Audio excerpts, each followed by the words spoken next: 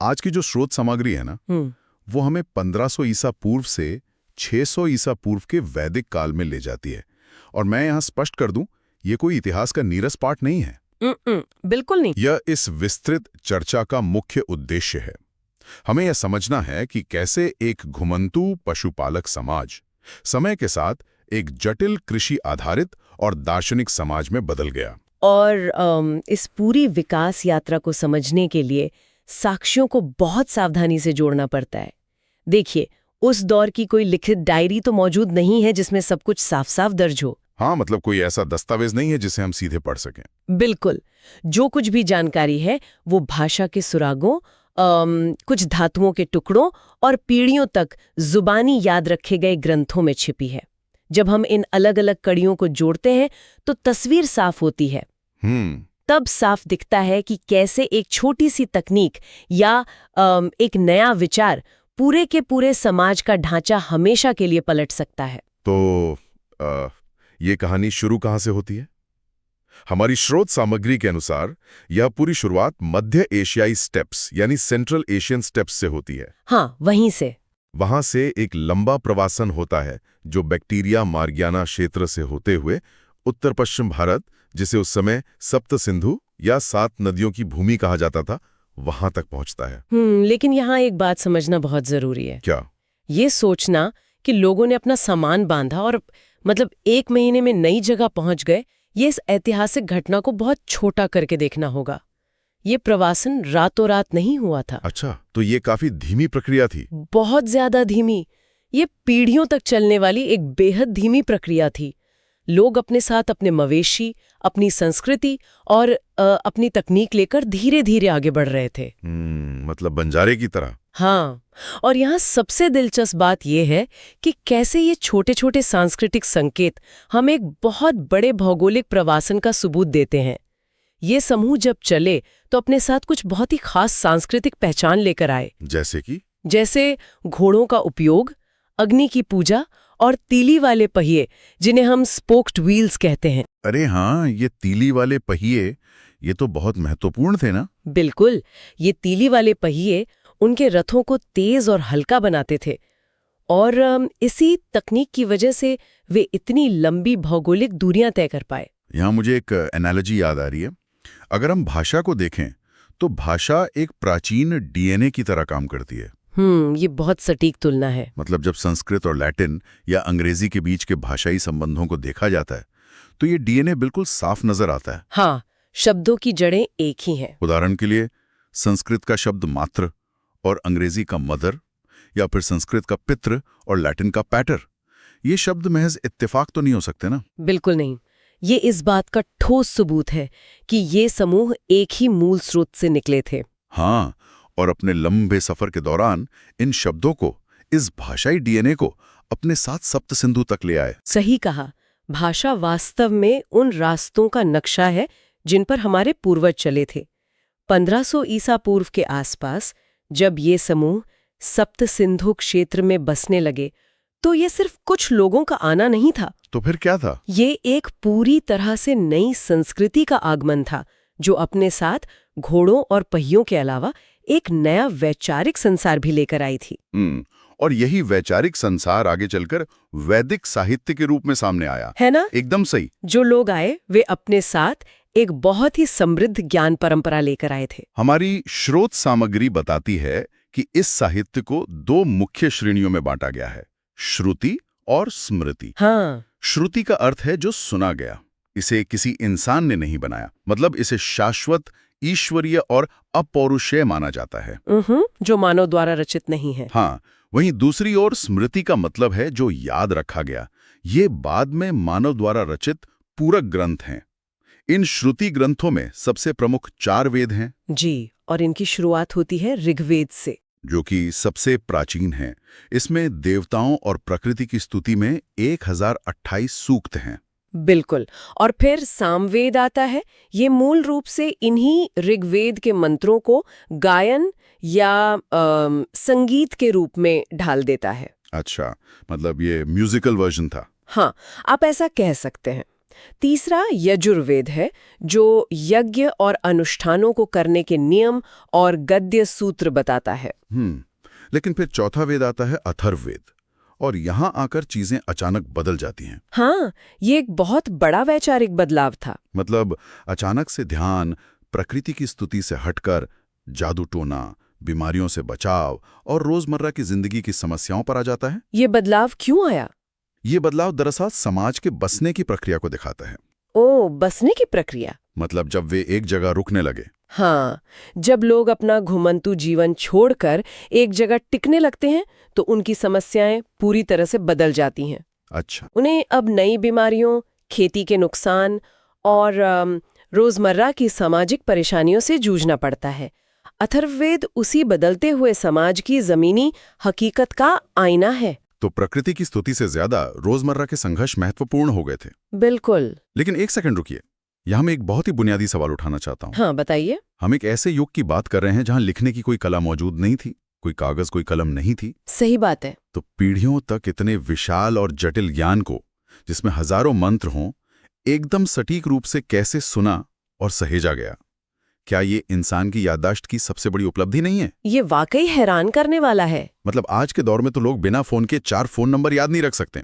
यहाँ तक कि सुबह नाश्ते में क्या खाया था वो भी भूल जाते हैं। हाँ, ये तो है। तो बिना लिखे हुए ये सब कैसे संभव हुआ? इसे समझने के लिए हमें प्राचीन काल के गुरुकुलों की कल्पना करनी होगी। वहाँ शिक्षा का पूरा ढांचा ध्वनि आधारित था। सिर्फ सुनकर। हाँ। ऋषियों ने मंत्रों को याद रखने के लिए बेहद जटिल प्रणालियां विकसित की थीं, जिन्हें पाठ कहा जाता था। वहां ध्वनि और उच्चारण पर सबसे अधिक जोर दिया जाता था। ये पाठ कैसे काम करते थे? उदाहरण के लिए वे शब्दों को सीधे क्रम में बोलते थे, फिर उल्टे क्रम में, और फिर उन्हें आपस में गूंथ कर दोहराते थे। अरे बाप रे। हाँ, इसे जटापाठ या घनपाठ जैसी तकनीकें कहा जाता था। उनका मानना था कि मंत्र की असली शक्ति उसके सही उच्चारण और ध्वनि के कंपन में है। तो अगर एक भी मात्रा गलत हो गई? अगर एक भी मात्रा या स्वर गलत हुआ तो मंत्र का प्रभाव ही खत्म हो जाएगा। इसलिए पीढ़ियों तक ये विशाल ज्ञान बिना किसी लिखित दस्तावेज के संरक्षित रहा। ये तो बिल्कुल एक डिजिटल रिकॉर्डिंग की तरह सटीक रूप से सहेजा गया। बिल्कुल। और ये सिर्फ मंत्रों का एक बेतरतीब संग्रह नहीं था। हर वेद की अपनी एक पूरी संरचना या एनाटॉमी होती है। हाँ, मैंने पढ़ा है। सबसे नीचे संहिता है, जो मुख्य मंत्र हैं। सही। फिर ब्राह्मण आते हैं, जो इन अनुष्ठानों की व्याख्या करते हैं। और उसके बाद आरण्यक यानी जंगल के ग्रंथ, जहां इन अनुष्ठानों के पीछे के प्रतीकों पर एकांत में चिंतन होता है। हाँ, और सबसे अंत में इस संरचना के शिखर पर आते हैं उपनिषद, जिन्हें वेदांत भी कहा जाता है। बिल्कुल। उपनिषदों तक आते आते वे पूरी तरह से अनुष्ठानों को छोड़ देते हैं और वास्तविकता तथा आत्मा पर दार्शनिक चर्चा शुरू करते हैं। तो संहिताओं से लेकर उपनिषदों तक का ये सफर मानवीय सोच के क्रमिक विकास को दर्शाता है। एकदम सटीक। लेकिन देखिए, ज्ञान और दर्शन तो बहुत ऊंचे थे, पर दर्शन से पेट तो नहीं भरता ना। ओह, बिल्कुल नहीं। पेट भरने के लिए तो अर्थव्यवस्था चाहिए। हाँ, तो ज्ञान और संस्कृति के बाद अब बात करते हैं उनके रोजमर्रा के जीवन की। जो लोग ये वेद रच रहे थे, वे जीवित कैसे रहते थे? पूर्व वैदिक काल की अर्थव्यवस्था कैसी थी? किस समय को देखें तो ये पूरी तरह से घुमंतू और पशुपालन पर टिका हुआ समाज था। और उनकी पूरी अर्थव्यवस्था का केंद्र सिर्फ और सिर्फ एक जानवर था, गाय। हाँ, अगर हम इसे आज के संदर्भ में देखें तो उस समय गायें बिल्कुल आज के बिटकॉइन या गोल्ड स्टैंडर्ड की तरह थीं। सारा अर्थशास्त्र इसी पर टिका था। ये तुलना बहुत दिलचस्प है और सच भी है। विनिमय का मुख्य माध्यम गायें ही थी। ये एक बार्टर सिस्टम था जहां हर चीज की कीमत गायों में तय होती थी। मतलब अगर मुझे कुछ खरीदना है तो मैं गाय देकर खरीदूंगा? बिल्कुल। और अगर आप शब्दों की व्युत्पत्ति यानी एटिमोलॉजी का विश्लेषण करें तो ये और भी शानदार तरीके से सामने आता है। अच्छा, कैसे? उस दौर के शब्द साफ बताते हैं कि समाज की सोच पूरी तरह से मवेशियों के इर्द गिर्द घूमती थी। उदाहरण के लिए एक अमीर या धनवान व्यक्ति को गोमत कहा जाता था। गोमत, इसका शाब्दिक अर्थ क्या है? इसका सीधा सा अर्थ है वो व्यक्ति जो गायों का स्वामी है। जिसके पास सबसे ज्यादा गायें हैं वही सबसे अमीर है। क्या बात है। और मैंने सुना है युद्ध के लिए भी एक अजीब सा शब्द था, हाँ, युद्ध को गविष्टि कहा जाता था गविष्टि। और इसका शाब्दिक अर्थ है गायों की खोज। मतलब उस समय जंग किसी जमीन के टुकड़े या राजनीतिक सत्ता के लिए नहीं हो रही थी। बिल्कुल नहीं। युद्ध बस पड़ोसी कबीले की गायें चुराने या अपनी गायें वापस हासिल करने के लिए हो रहा था। हाँ, सोचिए। और एक और शब्द है दुहित्री। यह शब्द बेटी के लिए इस्तेमाल होता था। दुहित्री? हाँ, इसका क्या मतलब है? इसका मतलब है गाय धूने वाली। अरे वाह, मतलब प्राचीन काल में लोगों के जॉब टाइटल वाकई बहुत सीधे होते थे। बिल्कुल। परिवार और कबीले का पूरा ढांचा गायों पर निर्भर था। जमीन का कोई खास मोल नहीं था क्योंकि वे लगातार घूमते रहते थे। तो मवेशी ही उनकी एकमात्र पूंजी थी जिसे वो अपने साथ ले जा सकते थे। हाँ, यही पूर्व वैदिक काल की सच्चाई थी। तो हमारे पास एक ऐसा समाज है जो लगातार घूम रहा है, जिसके लिए गाय ही असली संपत्ति है। लेकिन फिर क्या चीज थी जिसने इस पशुपालक समाज को हमेशा के लिए बदल दिया? ये बहुत महत्वपूर्ण सवाल है। 1000 ईसा पूर्व से 600 ईसा पूर्व के बीच ऐसा क्या हुआ? एक नई तकनीक आई जिसे वे कृष्ण अयस या काली धातु कहते थे। यानी लोहा? हाँ, लोहा। यहां से ये और भी ज्यादा रोचक हो जाता है, क्योंकि तांबा और कांसा तो पहले से ही मौजूद थे ना। तो लोहे में ऐसा क्या था? मैं इसे कारण और प्रभाव यानी कॉज एंड इफेक्ट के नजरिए से समझाती हूँ। तांबा और कांसा नर्म धातुएं होती हैं। शुरुआत में वे जिस सप्त सिंधु इलाके में थे, वहां जंगल इतने घने नहीं थे। लेकिन जैसे जैसे वे पूर्व की ओर बढ़े, गंगा यमुना दोआब, कोसल और विदेह की ओर, वहां उन्हें घने बारिश वाले जंगलों का सामना करना पड़ा। अच्छा, तो पूर्वी इलाके के जंगल अलग थे? बहुत अलग। और नर्म तांबे की कुल्हाड़ियों से उन विशाल और कठोर पेड़ों को काटना लगभग असंभव था। ओह, समझ गया। यही लोहे ने जादू किया। लोहे की कुल्हाड़ियों से उन पूर्वी जंगलों की बड़े पैमाने पर कटाई शुरू हुई। तो जंगल साफ हुए और जमीन खाली हुई? हाँ, लेकिन सिर्फ जंगल काटना ही काफी नहीं था। दूसरा सबसे बड़ा बदलाव लोहे के हलों से आया। खेती के लिए? बिल्कुल। गंगा के मैदानों की मिट्टी बहुत उपजाऊ लेकिन काफी सख्त थी। लोहे के फाल वाले हलों ने उस कठोर मिट्टी की गहरी जुताई मुमकिन कर दी। इससे गेहूं और चावल की खेती होने लगी। और गहरी जुताई का मतलब है फसल बहुत ज्यादा होगी? ठीक कहा। और जब पैदावार बढ़ी तो कृषि अधिशेष पैदा हुआ। मतलब सरप्लस अनाज। हाँ, और मैं समझता हूं कि कैसे सिर्फ एक धातु ने भूगोल और अर्थव्यवस्था दोनों का नक्शा बदल दिया। जब इतना अनाज पैदा होने लगे कि हर किसी को खाने की तलाश में ना भटकना पड़े, तो लोग एक जगह बसने लगते हैं। बिल्कुल। और इसका सीधा असर जनसंख्या पर पड़ा। जनसंख्या में भारी वृद्धि हुई और हस्तिनापुर जैसे बसे हुए नगरों का उदय हुआ। तो घुमंतु जीवन खत्म हो गया क्या? हाँ, कृषि और ठहराव ने समाज को पूरी तरह बदल दिया। लेकिन जब समाज के पास अचानक अतिरिक्त धन आ जाता है, तो समाज की बनावट भी तो बदलती है ना। पूर्व वैदिक काल में समाज कैसा था? शुरुआत में पूर्व वैदिक काल में समाज काफी समतावादी यानी बराबरी वाला था। सबसे छोटी इकाई कुल या पितृसत्तात्मक परिवार थी। कई परिवार मिलकर विष या रक्त संबंध वाला कबीला बनाते थे। और सबसे ऊपर? सबसे ऊपर जन होता था जो सर्वोच्च इकाई थी। महिलाओं की स्थिति कैसी थी उस समय? उस समय महिलाओं की स्थिति बहुत सम्मानजनक थी। वे सभा और समिति जैसी जनजातीय सभाओं में खुलकर भाग लेती थी। अच्छा। और यहाँ तक कि वे अपना पति भी खुद चुन सकती थी। तो काफी आजादी थी। लेकिन क्या कृषि से आए इसी सरप्लस या अतिरिक्त धन ने समाज में ऊंच नीच और असमानता को जन्म दिया? आप ऐसा क्यों सोचते हैं? मतलब इसे ऐसे देखिए ना, जैसे एक छोटे स्टार्टअप में सब बराबर होते हैं। सब एक ही कमरे में बैठकर काम करते हैं। लेकिन जैसे ही कंपनी बड़ी होकर एक बड़ी कॉर्पोरेट बन जाती है, तो उसमें अलग अलग डिपार्टमेंट और बॉस बन जाते हैं। क्या उत्तर वैदिक काल के समाज के साथ भी ऐसा ही हुआ? ये एनालॉजी एकदम सटीक है।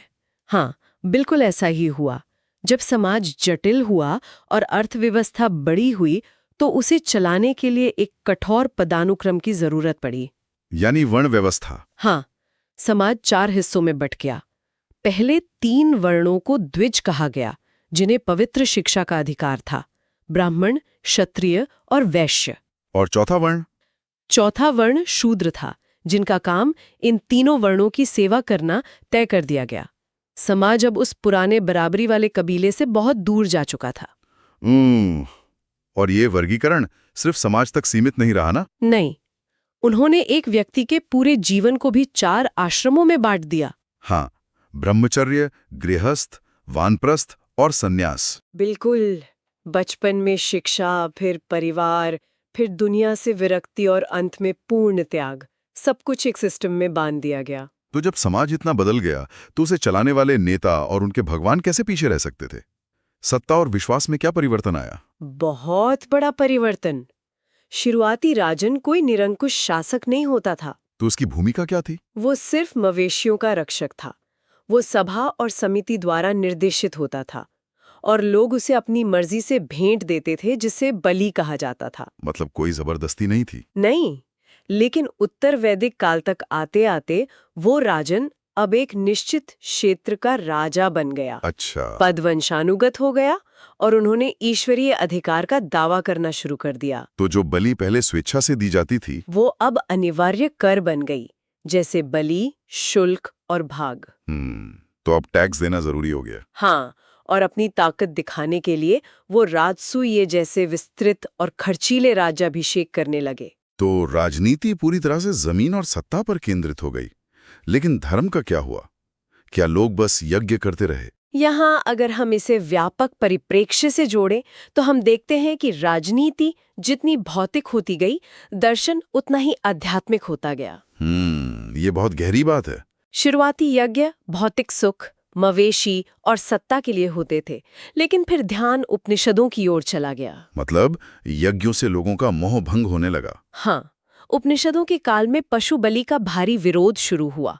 विचारकों का ध्यान भौतिक दुनिया से हटकर कर्म और मोक्ष पर केंद्रित हो गया। मोक्ष यानी पुनर्जन्म के चक्र से मुक्ति। बिल्कुल। तो ये पूरा महान परिवर्तन वाकई हैरान करने वाला है। हाँ, ये एक पूरा ट्रांसफॉर्मेशन था। भूगोल सप्त सिंधु से गंगा यमुना दोआब तक बदला। अर्थव्यवस्था पशुपालन से कृषि में बदल गई। समाज समतावादी से कठोर वर्ण व्यवस्था में आ गया। और धर्म प्रकृति देवताओं से उपनिषदों के गहरे दर्शन तक पहुंच गया। तो इस सब का क्या मतलब है? ये काल सिर्फ इतिहास नहीं है। नहीं, बिल्कुल नहीं। ये समझना है कि जब इंसान के पास संसाधन बढ़ते हैं तो उसकी सोच और समाज कैसे आकार लेते हैं। बिल्कुल सही। और चलते चलते मैं एक विचार छोड़ना चाहता हूँ। जरा सोचिए, शुरुआती दौर में जब जीवन कठिन और घुमंतु था, तब लोग देवताओं से लंबी उम्र और संपत्ति मांग रहे थे। हाँ, वे जीवन जीना चाहते थे। लेकिन जब उनके पास घर, कृषि, बड़े नगर और सब कुछ आ गया, तब अचानक उन्होंने मोक्ष यानी इस जीवन के चक्र से ही मुक्ति मांगनी शुरू कर दी। क्या ऐसा इसलिए था क्योंकि एक जटिल पदानुक्रमित समाज में रहने का तनाव इतना बढ़ गया था कि असली आजादी अब इस दुनिया से बाहर ही नजर आने लगी थी? ये सच में सोचने वाली बात है। सोचिएगा जरूर।